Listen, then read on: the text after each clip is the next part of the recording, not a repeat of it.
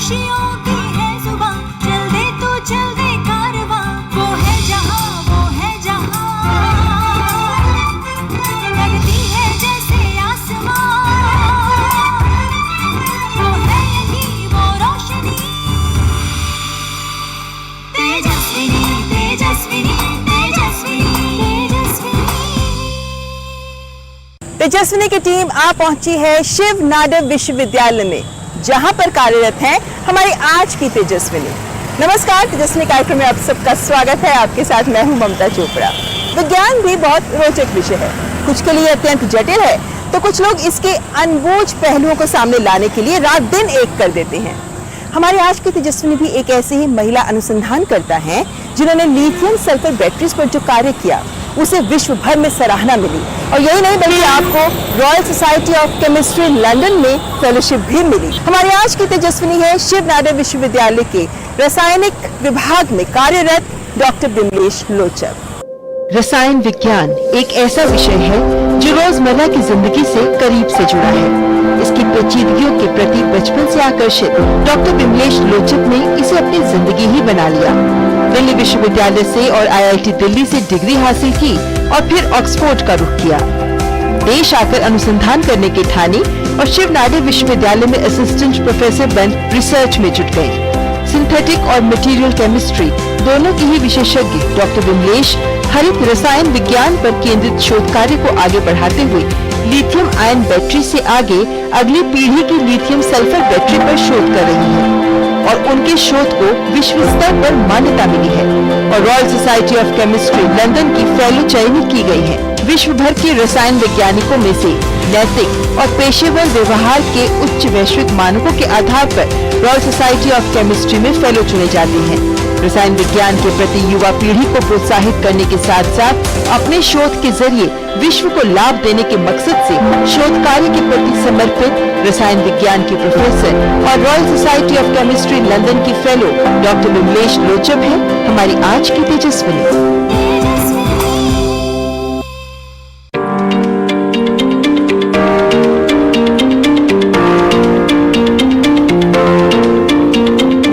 Shiv Nadar University. Thank you so much doctor Lochab. चलिए करते हैं मुलाकात डॉक्टर लोचब से। सबसे पहले डॉक्टर लोचब, आपको बहुत बहुत मुबारकबाद। मतलब royal Society of Chemistry London की फेलो, बहुत ही गर्व की बात दर्शकों की जानकारी के लिए, क्योंकि अमूमन लोगों को पता नहीं होता कि क्या महत्व है इस फेलोशिप का। तो सबसे पहले यही सवाल, किन मायनों में महत्वपूर्ण है ये फेलोशिप? केवल सिलेक्टिव लोगों के लिए मिलती है और इसमें इनका उद्देश्य ये होता है कि जो सोसाइटी के लिए कुछ ऐसी रिसर्च करें जिससे वो कुछ उभर के आए, जो रोजमर्रा की चीज जिंदगी में इस्तेमाल हो, उसका उद्देश्य रखते हैं। यानी जो आम लोगों की जिंदगी में कोई सकारात्मक बदलाव ला सके।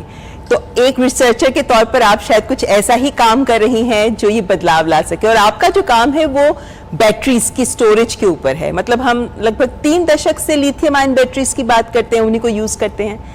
आपकी बैटरीज जो आप काम कर रही हैं, उस काम के बारे में फिर बताइए कि उनमें ऐसा क्या खास बिंदु, क्या खास पहलू हैं जो जिंदगी बदल सकते हैं हमारी। जो आजकल की जो लिथियम आयन बैटरी हैं वो उनकी एनर्जी बहुत लिमिटेड है। अगर हम उनको यूज करेंगे तो हमें कुछ रास्ता नापने के बाद उसके बाद फिर चार्ज करना पड़ेगा। पर अगर हम next generation lithium sulphur battery या मेटल सल्फर बैटरी की बात करें तो उनके 2 फायदे हैं। एक तो उनमें एनर्जी स्टोरेज बहुत ज़्यादा होती है, तो छोटी बैटरी और बड़ी एनर्जी, दैट्स वन एडवांटेज। और दूसरा महत्व है, इसमें एक एलिमेंटल सल्फर यूज हो रहा है जो कि गंधक कहा जाता है। तो वो गंधक जो है वो इंडस्ट्री, पेट्रोलियम इंडस्ट्री के लिए वेस्ट प्रोडक्ट है। सो हम उस चीज को इस्तेमाल करके ये नेक्स्ट जनरेशन बैटरी बना रहे हैं। अच्छा, मतलब पहले मुझे ध्यान है कि जब मोबाइल्स शुरू हुए थे उस वक्त इतने बड़े बड़े और भारी भारी मोबाइल्स हुआ करते थे क्योंकि बैटरीज बहुत ज्यादा होती थी, और अब कितने स्लीक हमारे मोबाइल्स हो गए हैं क्योंकि बैटरीज छोटी होती गई हैं। तो क्या हम ये कह सकते हैं कि क्योंकि अब तो बैटरीज हमारे जीवन का आधार बन गए हैं ना, मोबाइल से लेकर ऑटोमोबाइल सेक्टर तक हम बात करें, तो आपका मतलब ये है कि आपने जो डेवलप किया है प्रोटोटाइप बैटरी का, अगर वो कमर्शियल हो जाता है तो तस्वीर बदल जाएगी? हाँ जी, क्यों नहीं, क्योंकि मिनिएचराइजेशन ही आगे का नजरिया है। अगर कोई चीज बड़े चीज से श्रिंक होते होते आज देखिए छोटे उसमें आ गई है। हम मोबाइल को आराम से जेबों में रख पा रहे हैं। जब शुरू में इन्वेंट हुआ था नोकिया का, हम उसको हाथ में लेके घूमते थे। तो सब कोई चाहता है कि ज़्यादा एनर्जी हो, स्लीक मॉडल हो, सुंदर दिखने में हो, तो ये एक नया बदलाव लाएगा रोजमर्रा की जिंदगी में और ऑटोमोबाइल सेक्टर में। और बहुत सारे और सेक्टर्स में जाहिर है कि जब चीज़ सामने आती है तो बहुत सारी एप्लीकेशंस उसकी डेवलप हो जाती हैं। आपने भी बात की कि सल्फर, लिथियम के साथ सल्फर का कॉम्बिनेशन, और ये सल्फर वो है जो वेस्ट होता है, क्योंकि आपके लिए कहा जाता है कि आप ग्रीन केमिस्ट्री की बात कर रही हैं, तो फिर ये ग्रीन केमिस्ट्री क्या हुआ?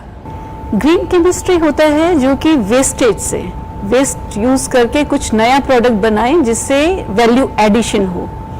तो सल्फर की कॉस्ट बहुत सस्ती है और इतना तादाद में पैदा होता है कि इसके बड़े बड़े पहाड़ खड़े हैं जिसका यूटिलिटी कुछ भी नहीं है। तो उसके कंजम्पशन को बढ़ाने के लिए उसको अगर बैटरी में यूज किया जाए तो इस चीज को लेके ये ग्रीन केमिस्ट्री है। अब सल्फर एज सच यूज नहीं कर सकते हैं, उसको किसी तरह से बांधना पड़ेगा। वो है कैश्यू नट शेल लिक्विड, जो कि एक कैश्यू नट शेल जो हम काजू और बादाम वैसे खाते रहते हैं, तो काजू जो होता है उसका ऊपर का जो छिलका है, जो फील्ड्स में फेंकने के बाद लोग उसको इंसिनरेट करते हैं एनर्जी लेने के लिए, और वो इतना रिच होता है इस फिनोलिक लिपिड में, इवन एनिमल्स भी उसको खाना पसंद नहीं करते हैं। अच्छा, मतलब इतना वेस्ट होता है वो भी एक तरीके से? एक वेस्ट है, और उससे जो तेल निकलता है उससे, उस तेल को सल्फर के साथ मिक्स करके हम एक नया कोपॉलीमर बनाया है जो कि बहुत अच्छा काम कर रहा है, जो एलिमेंटल सल्फर से भी ज़्यादा एनर्जी दे रहा है। वैसे एक आम व्यक्ति के नजरिए से देखें तो डॉक्टर लोचब, हमेशा एक सवाल ये आता है कि इतनी अच्छी चीजें बन रही हैं लैब्स में, मतलब IIT से भी जो खबरें आती है ना कि इतनी अच्छी चीजें बन रही हैं लैब्स में, लेकिन वो लैब टू मार्केट, इस दूरी को कैसे पाटा जाए? सरकार की ओर से तो बहुत कोशिशें हो रही हैं, क्या हम ये कह सकते हैं कि जल्द ही कमर्शियल लेवल तक पहुंचना चाहिए ये कॉन्सेप्ट भी? क्यों नहीं, बाहर बहुत सारे इंडस्ट्रीज इसको बहुत आगे ले रहे हैं। इंडिया में थोड़ा सा एक गैप है, आप इंडस्ट्री को ले लो और लैब को ले लो, तो ये दोनों को ब्रिज होना चाहिए। अगर ये चीज़ गवर्नमेंट और असिस्ट करती है तो क्यों नहीं इंडिया में ही ये सब प्रोडक्ट्स आउट मार्केट में आएंगे। वैसे एक हिंदी मूवी आई जिसको बहुत लोगों ने पसंद किया, मुन्ना भाई MBBS। आप जब केमिस्ट्री की बात करते हैं तो मुझे उसका एक डायलॉग याद आता है कि सारा केमिकल लोचा है ये, अगर हम देखें डॉक्टर लोचब, तो हम सांस लेते हैं वहाँ पे भी केमिस्ट्री आ जाती है कि आपकी हाइड्रोजन, ऑक्सीजन, वाटर बन जाता है, पानी, हम इसी पे जिंदा रहते हैं। हम उठते हैं, टूथब्रश लेते हैं, उसमें केमिकल्स होते हैं, से लेके हर मोड़ पर केमिकल्स और केमिस्ट्री हमारे जीवन का हिस्सा है। लेकिन ऐसा क्यों है कि इस केमिस्ट्री की चीज़ों से हम सब इतने अनभिज्ञ हैं? या आपको लगता है कि हमारी एजुकेशन में एक बदलाव आ रहा है क्योंकि प्रैक्टिकल केमिस्ट्री ये बहुत ज़रूरी है हम सबको समझना? आपने बिल्कुल सही क्वेश्चन पूछा मुझसे, क्योंकि अब ट्रेडिशनल वे से कोई पढ़ना नहीं चाहता, बदलाव चाहिए। आप स्टूडेंट को देख लो, जो पढ़ाने वाले हैं उन सबको भी देख लो।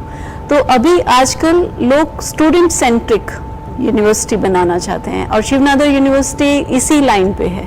तो उनको समझ ज़्यादा आ जाती है कि नीड क्या है सोसाइटी की, हमें किस डायरेक्शन में रिसर्च करना चाहिए। आई थिंक इसका बहुत बड़ा महत्व है। तो नॉर्मली हम ये मान के चलते हैं कि बच्चों में जो इंटरेस्ट है केमिस्ट्री को लेकर वो बचपन से ही शुरू हो जाता है, तो आपके केस में भी कुछ ऐसा ही था? बचपन से ही केमिस्ट्री की आपकी टीचर बहुत अच्छी थी और इस वजह से आपकी रुचि इसमें आई? आपने बात को सही पकड़ा। जो मेरी टीचर थे 6th स्टैंडर्ड से ही, जिन्होंने केमिस्ट्री पढ़ाना चालू किया, तो इतना ज़्यादा इंटरेस्ट डेवलप हो गया कि मैंने उस दिन के बाद से मुड़ के ही नहीं देखा। वाह। So I really thanks to my teacher. और आज आप खुद एक टीचर हैं, तो ऐसे में एक टीचर के तौर पर आपका क्या रूप है और आपके स्टूडेंट्स आपके लिए क्या सोचते हैं? तो आपके साथ आपके लैब का दौरा करते हैं। तो आइए चलते हैं डॉक्टर लोचब के लैब में। So this is your lab, doctor Lochab? हाँ जी। मेरे को अपने बचपन के दिन याद आ रहे हैं जब केमिस्ट्री लैब में हमें भेजा जाता था। लेकिन मेरे को हमेशा लगता है लैब्स में आकर बहुत सारे केमिकल्स और बहुत सारी ऐसी चीजें जो पढ़े लिखे बिना नहीं करनी चाहिए ना। नहीं, बच्चों में केमिस्ट्री में ऐसा क्या होता है कि आपको भी बचपन से इंटरेस्ट आया और बच्चों के लिए भी इंटरेस्टिंग हो? क्या खास केमिस्ट्री में? इसी बात पे मैं आपको एक इंटरेस्टिंग एक्सपेरिमेंट दिखाती हूँ। Oh sure. लाइट्स ऑफ कर दीजिए।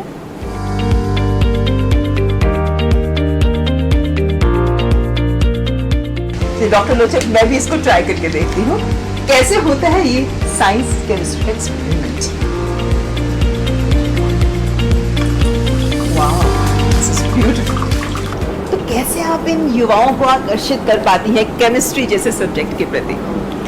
जब स्टूडेंट्स आते हैं यहाँ पे एक अपना उद्देश्य लेके आते हैं, पर जब रिसर्च स्टार्ट होती है वर्किंग ऑन द बेंच तो एक डिफरेंट फ्लेवर आ जाता है।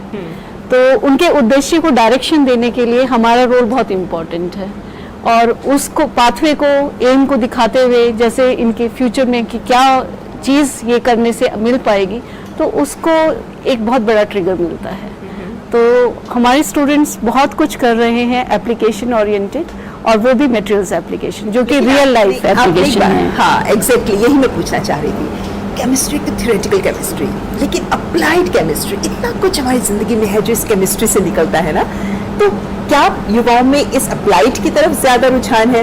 यहाँ पे बहुत सारे नए सब्जेक्ट्स भी अब इंट्रोड्यूस कर रहे हैं ना। हाँ जी, इस वजह से ही हम लोग मटेरियल्स केमिस्ट्री, केमिकल बायोलॉजी और कंप्यूटेशनल केमिस्ट्री एक स्पेशलाइजेशन आ रहा है, जो वो भी अंडर ग्रेजुएट लेवल पे। क्या ये आपका आइडिया था? हमारी सारी टीम का ही आइडिया था, और हम लोग एक साथ मिलके सोचते हैं, वो बहुत अच्छी बात है इस यूनिवर्सिटी। तो डॉक्टर लोचक, आपका ये जो रिसर्च माइंड है, जो क्रिएटिव माइंड है, कहाँ तक इस यूनिवर्सिटी को या आपके इस लैब को और आपके इस रिसर्च वर्क से आपके स्टूडेंट्स को भी फायदा हो पाता है? देखिए, कोलैबोरेशन होती हैं, रिसर्च प्रोजेक्ट्स मिलते हैं और फंडिंग मिलती है, तो इन लोगों को भी एनकरेजमेंट मिलता है। बहुत सारे स्टूडेंट्स हमारे लोग बाहर जाते हैं, डीएसटी फंड्स मिलते हैं, सीएसआर मिले हैं, तो इनसे इनको और एनकरेजमेंट मिलता है, Yes. मोटिवेशन मिलता Yes, you are right. Right. लेकिन डॉक्टर लोचक, क्योंकि आप एक रिसर्चर हैं, मेरे को लगता है दिल से आप एक रिसर्चर ही हैं, लेकिन आप एक प्रोफेसर भी हैं, इन स्टूडेंट्स को आप पढ़ाती भी हैं। एक प्रोफेसर के तौर पर आपके लिए क्या मैटर करता है, क्या इम्पोर्टेंट होता है? देखिए, जब पुराने ज़माने में पढ़ते थे ट्रेडिशनल वे में, तो उसमें होता था कि गाइड ऊपर बैठा है और स्टूडेंट सामने बैठे हैं। आजकल ये माहौल नहीं चलता, आजकल चाहिए स्टूडेंट सेंट्रिक। तो अब हम लोग इनके साथ खड़े होकर इनको समझाते हैं और इनके साथ इंटरेक्ट करते हैं। We come to the same level so that they can understand us more. So ये एक गैप जो है वो हम लोग ब्रिज कर रहे हैं, और उसी की वजह से बहुत अच्छे रिजल्ट्स आ रहे हैं, और एप्लीकेशन ओरिएंटेड रिसर्च भी हो रही है मेरी लैब में। डॉक्टर लोचक एज प्रोफेसर, क्या मंत्र है जो आप सबको देना चाहेंगी एक सफल प्रोफेसर होने का? अपने मन की सुनो और बच्चों को आगे बढ़ाने की सोचो। Selfless Yes. I believe. ये तो बात कर रहे थे डॉक्टर लोचक अपने स्टूडेंट्स के बारे में, लेकिन यहाँ पर हम डॉक्टर लोचक को छोड़कर उनके स्टूडेंट्स का रुख करते हैं। आइए देखते हैं वो क्या कह रहे हैं अपने प्रोफेसर डॉक्टर लोचक के बारे में। मैम बहुत ज़्यादा पैशनेट हैं रिसर्च को लेकर के, बहुत ज़्यादा स्वीट हैं, बहुत ज़्यादा डेडिकेटेड पर्सन हैं, और बहुत ही ज़्यादा पंक्चुअल हैं। बहुत एनकरेज करती हैं हमें लैब एक्टिविटीज़ के अलावा भी, जो भी साइंटिफिक एक्टिविटीज़ होती हैं वो हमें उनमें पार्टिसिपेट करने के लिए एनकरेज करती रहती हैं। मैम हम सबके लिए बहुत बड़ी इंस्पिरेशन है, वो बहुत अच्छे इंसान हैं और she is very helpful to all of us, और वो बहुत ज़्यादा एनर्जेटिक हैं, मैं भी उनकी एनर्जी मैच नहीं कर पाती हूँ। The motivation she is giving us is just tremendous. This is really boost us to do a novel work and contribute in the field of science, especially in the energy domain. तो आपने सुने doctor लोचक के students से उनके मन की बात कि वो किस तरह की इंस्पिरेशन ले पाते हैं डॉक्टर लोचक से। तेजस्विनी में यहाँ रुकेंगे एक ब्रेक के लिए, लेकिन ब्रेक के बाद हम जानेंगे डॉक्टर लोचक की पर्सनल लाइफ के बारे में भी ढेर बातें। तो आप बने रहिए हमारे साथ, देखते रहिए तेजस्विनी।